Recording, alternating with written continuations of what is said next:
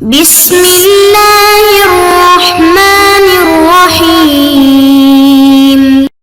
بسم الله الرحمن الرحيم وبه نستعين وهو خير معين وصلى الله على نبينا محمد وآله الطاهرين وصحبه المنتجبين. اللهم صل على محمد وآل محمد.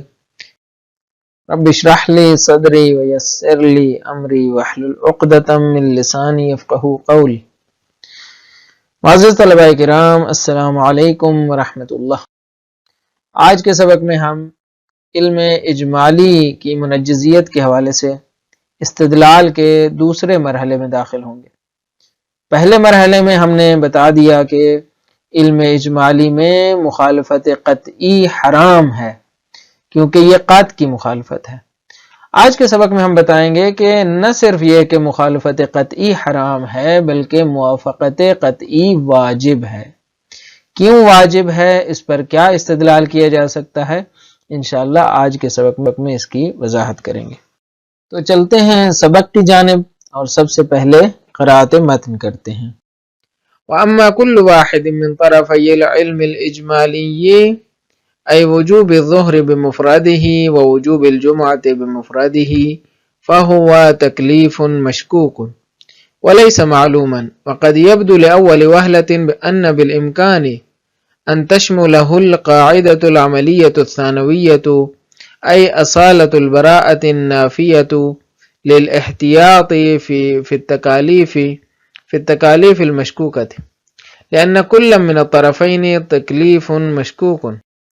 ولكن الرأي السائد في علم الأصول يقوم بعدم إمكان شمول القاعدة العملية الثانوية لطرف العلم الإجمالي، بدليل أن شمولها لكلا الطرفين معا يؤدي إلى براءة الذمة من الظهر والجمعة وجواز تركهما معا، وهذا يتعارض مع حجية القطع بوجوب أحد الأمرين، لأن حجية هذا القطع تفرض علينا أن نأتي بأحد الأمرين على أقل تقدير. فلو حكم الشارع بالبراءة في كل من الطرفين لكان معنى ذلك الترخيص منه في مخالفة العلم، وهو مستحيل كما تقدم.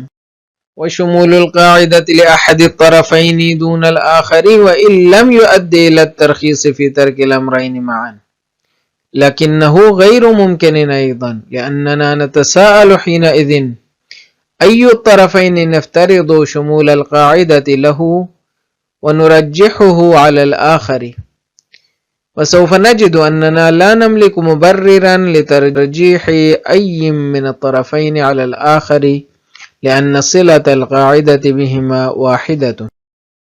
یہ تو عبارت تھی جو ہم نے قرأت کر لی۔ اب چلتے ہیں اہم ترین نکات کی جانب۔ گزشتہ سبق میں علم اجمالی کی منجزیت کے حوالے سے پہلے مرحلے میں گفتگو ہوئی، یعنی حرمت مخالفت قطعی۔ آج انشاءاللہ دوسرے مرحلے میں گفتگو کریں گے، یعنی وجوب موافقت قطعی کو ثابت کریں گے۔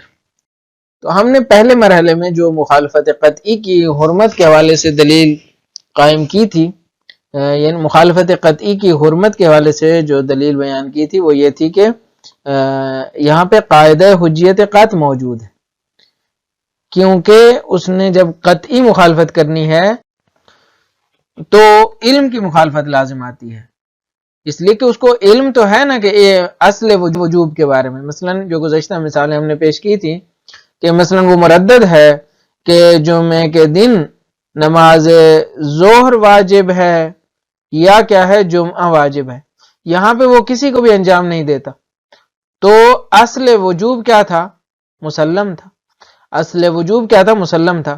اب جب وہ دونوں کو ترک کر رہا ہے، یعنی مخالفت قطعی کر رہا ہے، تو وجوب کا جو علم ہے اس کی مخالفت کر رہا ہے۔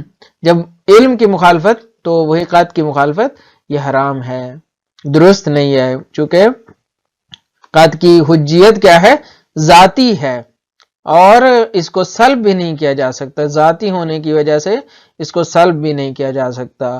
یہ وہ استدلال تھا جس کو ہم نے گزشتہ سبق میں تفصیل کے ساتھ بیان کر دیا۔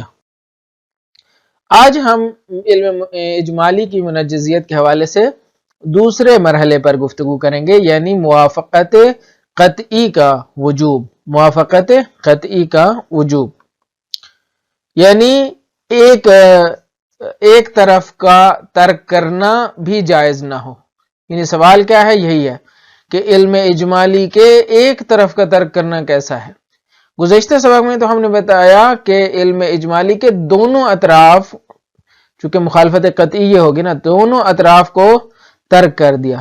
دونوں اطراف علم اجمالی کو ترک کرنا یعنی ان کے مقتضا پر عمل نہ کرنا۔ ترک کرنے سے مراد یہاں عام ہے، مقتضا پر عمل نہ کرنا۔ وجوب ہے تو مقتضا یہ ہے کہ انجام دینا ہے، تو ترک کرنا مراد۔ اگر حرمت ہے تو مقتضا یہ ہے کہ آپ نے کیا کرنا ہے؟ ترک کرنا ہے، تو آپ حرمت کے مقتضا پہ عمل نہیں کرتے اور انجام دے دیتے۔ تو یہ تھا گزشتہ سبق۔ آج کا جو سبق ہے یعنی موافقت قطعی کا، تو اس میں سوال یہ ہے کہ ایک طرف کو ترک کریں تو جائز ہونا چاہیے یا نہیں؟ ایک طرف کا ترک کرنا کیسا ہے؟ کیونکہ اگر ہم کہیں گے کہ ایک طرف کو بھی ترک نہیں کیا جا سکتا تو ہمارا مدعا ثابت ہو جائے گا، یعنی موافقت قطعی واجب ہو جائے گی۔ لہٰذا سوال یہ اٹھا رہے ہیں کہ ایک طرف کو ترک کرنا کیسا ہے؟ کہتے ہیں ابتدائے امر میں ہم جب سوچتے ہیں تو بدویاً یہ معلوم ہوتا ہے کہ براعت کا محل ہے۔ کیوں؟ اس لیے کہ طرفین مشکوک ہیں۔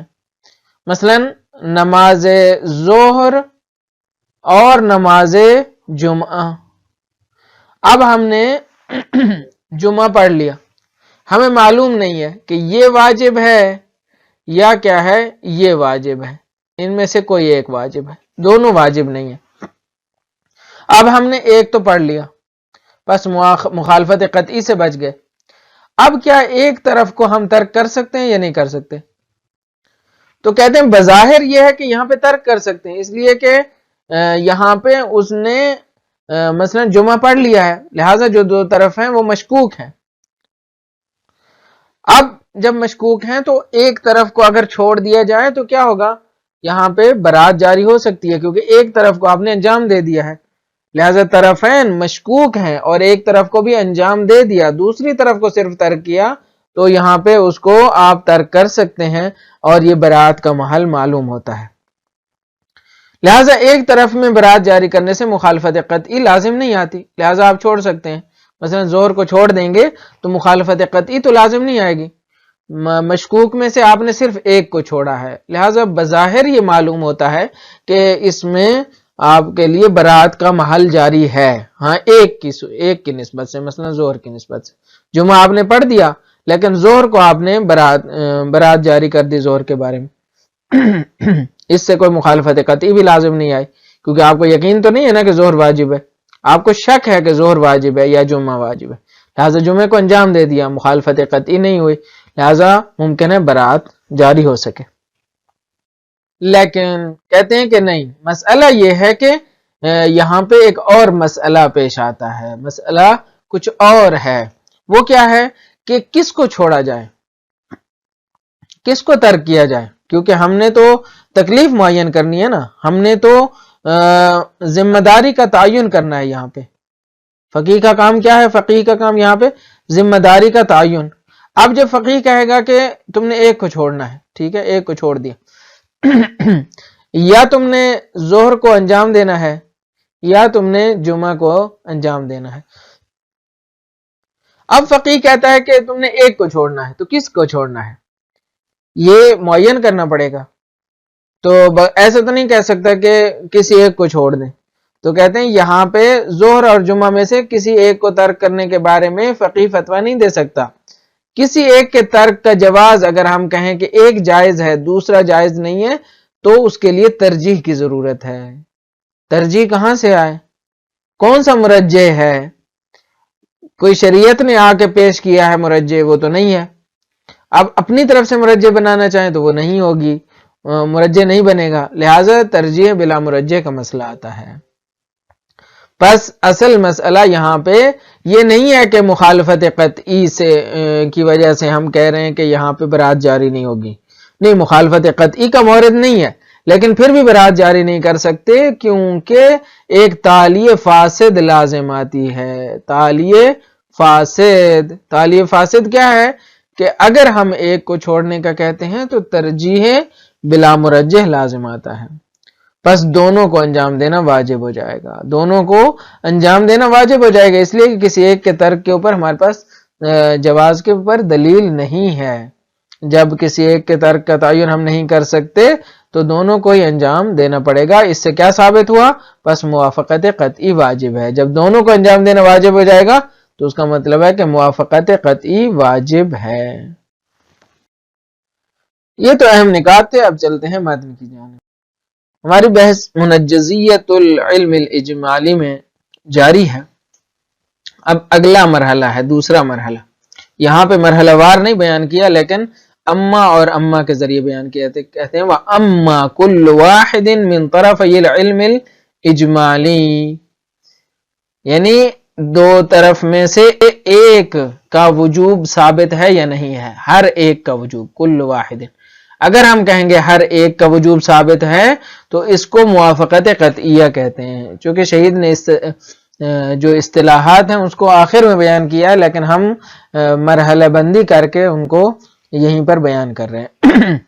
تو مرحلہ اولیہ تھا مخالفت قطعی کی حرمت، اب اگلا مرحلہ ہے موافقت قطعیہ کا وجوب، جو یہاں سے ثابت ہو رہا ہے۔ کیسے ثابت ہو رہا ہے؟ کہتے ہیں علم اجمالی کے دو اطراف ہیں، دونوں میں سے ہر ایک کو آپ نے کیا کرنا ہے؟ انجام دینا ہے۔ تو کیا انجام دینا واجب ہے یا نہیں ہے؟ ای وجوب الظہری بمفردہ ووجوب الجمعہ بمفردہ، یہ طرف علم الاجمالی کی وضاحت ہے نا۔ کہتے ہیں علم اجمالی کی جو دو طرف ہیں، ایک ان میں ہے کہ ظہر خود بے تنہائی واجب ہے اور جمعہ بھی خود بے تنہائی اور مستقلاً واجب ہے۔ تو یہاں پہ دو علم اجمالی ہیں، یعنی دو طرف ہیں، ایک ہے کہ ظہر کا واجب ہونا، دوسری طرف ہے وہ جمعے کا واجب ہونا۔ تو کیا آپ ہر ایک کو آپ انجام دیں گے یا نہیں دیں گے؟ کہتے ہیں فَهُوَ تَكْلِيفٌ مشکوک، ایک لحاظ سے دیکھا جائے تو یہ تو مشکوک ہے، چونکہ ہمیں علم تو نہیں ہے نا کہ خود تعییناً ظہر واجب ہے، یہ بھی علم نہیں ہے کہ جمعہ واجب ہے، چونکہ مشکوک ہے، مردد ہے۔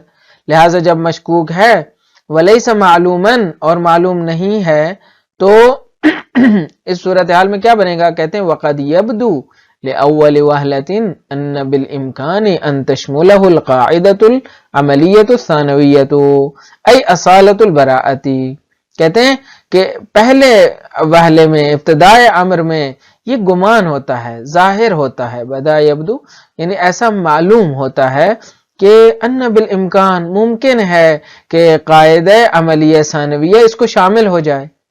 قاعدہ عملیہ ثانویہ کیا تھا؟ اصالت براءت، ای اصالت البراء اس کو شامل ہو جائے۔ النافیہ تو یہ وصف ہے اصالت البراءت کی، اصالت کی، کہتے ہیں اصالت البراء جو کہ احتیاط کی نافی ہے، جو کہتی ہے احتیاط کرنا ضروری نہیں ہے، پھر تکالیف المشکوکہ، مشکوک تکالیف میں احتیاط ضروری نہیں ہے۔ لأن كل من الطرفین تکلیف مشکوک، اس لیے کہ ہر طرف کی جو تکلیف ہے وہ مشکوک ہے، یعنی طرفین میں سے ہر ایک مشکوک ہے، خود بے تنہائی، البتہ بے تنہائی مشکوک ہے، تنہا ہو تو مشکوک ہے، لیکن جب ان دونوں کو ترک کریں گے تو پھر علم کی مخالفت لازم آتی ہے۔ فرماتے ہیں وَلَكِنَّ الرَّأْيَ السَّائِدَ فِي عِلْمِ الْأُصُولِ يَقُومُ بِعَدَمِ إِمْكَانِ شُمُولِ الْقَاعِدَةِ الْعَمَلِيَّةِ الثَّانَوِيَّةِ لِطَرَفِ الْعِلْمِ الْإِجْمَالِي، کہتے ہیں علم اصول میں جو سائد اور رائج نقطہ نظر ہے، سائد سیادت سے ہے نا، جو آگے ہے، جو مسلط ہے، جو سب کے اوپر حاوی ہے، تو وہ کیا ہے؟ کہتے ہیں وہ یہ ہے کہ یہاں پہ کوئی امکان نہیں ہے کہ قاعدہ عملیہ ثانویہ جاری ہو، لطرف العلم الاجمالی، علم اجمالی کے ایک طرف بھی آپ جاری نہیں کر سکتے اصالت البراءت کو، قاعدہ عملیہ ثانویہ یعنی اصالت البراء، اس کو آپ ایک طرف میں جاری نہیں کر سکتے۔ کیوں؟ بدلیل ان شمولها لكلا الطرفين معا يؤدي الى براءة الذمة من الظهر والجمعة وجواز ترکہما معا، کہتے ہیں کہ اگر تو آپ کہیں کہ دونوں کو ایک ساتھ اصالت البراءت کا معیار قرار دیں، البتہ یہ مقدمہ چینی ہے اصل استدلال کے لیے، اصل بحث ہماری یہاں نہیں تھی۔ کہتے ہیں دو حالتیں سے خالی نہیں ہے کہ یا تو آپ اصالت البراءت کو باہم ہر ایک کے لیے جاری کریں گے یا پھر صرف ایک طرف کے لیے جاری کریں گے۔ کہتے ہیں اگر دونوں کے لیے باہم جاری کریں گے تو قطع کی مخالفت لازم آئے گی، اگر ایک کے لیے کریں گے تو ترجیح بلا مرجح لازم آئے گی۔ کہتے ہیں بدلیل ان شمولہ، اس دلیل کے ساتھ کہ اگر آپ شامل کریں ہاں یعنی اس قاعدہ عملیہ ثانویہ کو لکلت طرفین معاً، دونوں طرف میں، یعنی کہیں ظہر بھی واجب نہیں ہے اصالت البراء، جمعہ بھی واجب نہیں ہے اصالت البراء، تو کہیں گے اس کا نتیجہ یؤدی، یعنی اس کا جو نتیجہ ہے انجام ہے وہ یہ ہوگا کہ براءت ذمت من الظہر والجمعہ، کہ ظہر سے بھی مکلف کا ذمہ بری ہے، جمعہ سے بھی بری ہے، وجواز ترکہما معاً، اور دونوں کو ترک کرنا جائز ہے۔ وہذا یتعارض مع حجیت القطع بوجوب احد الامرین، اور یہ اس بات کے متعارض ہے کہ قطع بوجوب احد الامرین کیا ہے؟ حجت ہے، کیونکہ ہم نے کہہ دیا کہ ایک کا وجوب تو قطعی ہے نا، احد الامرین لا علی التعیین، یہ تو قطعاً واجب ہے، یہ قطعی الوجوب ہے، احد الامرین لا علی التعیین کیا ہے؟ قطعی الوجوب ہے، لہٰذا اگر احد الامرین کو آپ ہاتھ لگائیں گے تو یہاں پہ کیا ہوگا؟ حجیت قطع کو آپ ہاتھ لگا رہے ہیں، اور یہ خط قرمز ہے، یہ ریڈ لائن ہے، قطع کی حجیت کو ہاتھ نہیں لگا سکتے، لہٰذا یہ تو نہیں ہو سکتا کہ آپ دونوں کو کہیں کہ واجب نہیں ہے۔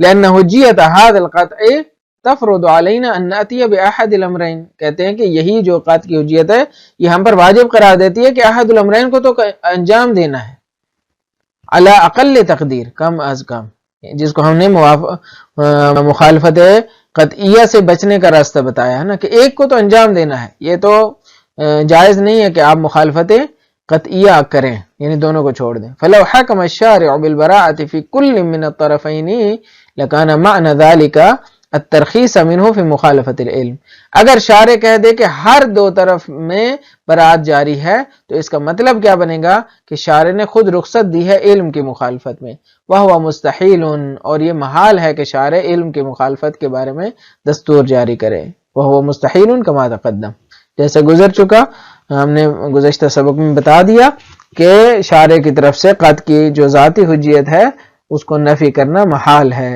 ذاتی کو ذات سے جدا نہیں کیا جا سکتا۔ وشمول القاعدۃ لأحد الطرفین دون الآخر، اب آتے ہیں اس اصل مورد کی جانب کہ جہاں پہ قرار یہ تھا کہ ایک میں ہم برات جاری کریں اس لیے کہ وہ مشکوک ہے، لہذا دوسرے میں برات نہیں جاری کریں گے۔ کہتے ہیں وَإِن لَمْ يُؤَدِّ إِلَى التَّرْخِيصِ فِي تَرْكِ الْأَمْرَيْنِ مَعًا، اگرچہ اس کا نتیجہ یہ نہیں ہے کہ شارع دونوں کو ترک میں رخصت دے رہا ہے، یعنی مخالفت قطعیہ لازم نہیں آتی، یعنی قطع کی مخالفت لازم نہیں آتی، پس اس کا یوں ترجمہ کریں کہ دونوں میں سے ایک کو ترک کرنے کے لیے براءت جاری کرنا اگرچہ باعث نہیں بنتا کہ قطع کی حجیت کے اوپر کوئی جو ہے وہ لطمہ وارد ہو، کوئی اس کو نقصان پہنچے، اس کو کوئی نقصان نہیں پہنچتا، قطع کی حجیت کا یہاں پہ مسئلہ نہیں ہے، لیکن کہتے ہیں ایک اور جہت ہے، لیکنہ غیر ممکن ایضاً، ایک اور جہت سے یہ بھی ممکن نہیں ہے، کیوں؟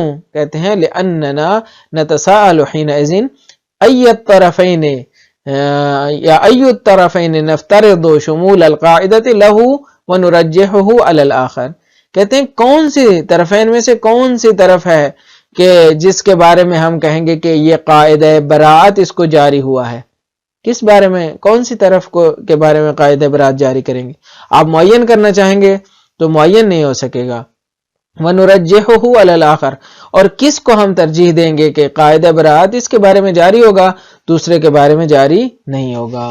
وَسَوْفَ نَجِدُ، اور اس صورت میں جب ہم اس سوال کا جواب دینا چاہتے ہیں تو ہم یہ دیکھیں گے، ہم یہ پاتے ہیں کہ أَنَّنَا لَا نَمْلِكُ مُبَرِّرًا لِتَرْجِيحِ أَيٍّ مِّنَ الطَّرَفَيْنِ، ہمارے پاس کوئی بھی مبرر نہیں ہے، کوئی بھی ایسا مرجح نہیں ہے کہ آپ ایک میں سے ہم کسی دو طرف میں سے کسی ایک کو ترجیح دے سکیں علی الاخر، دوسرے کے اوپر.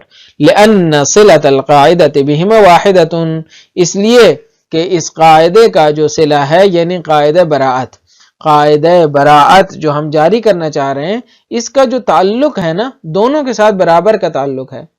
اس کا یہ دونوں کا مثلا کا باپ ہے فرض کرے، تو یہ ایک بیٹے کو کیسے ترجیح دے گا دوسرے کے اوپر؟ کیوں برابر کا تعلق ہے؟ اس لیے کہ دونوں مشکوک ہونے میں کیا ہیں؟ مساوی ہیں. اگر وہ مشکوک ہے تو یہ بھی مشکوک ہے، اگر ظہر مشکوک ہے تو جمعہ بھی مشکوک ہے، لہٰذا مساوی ہیں.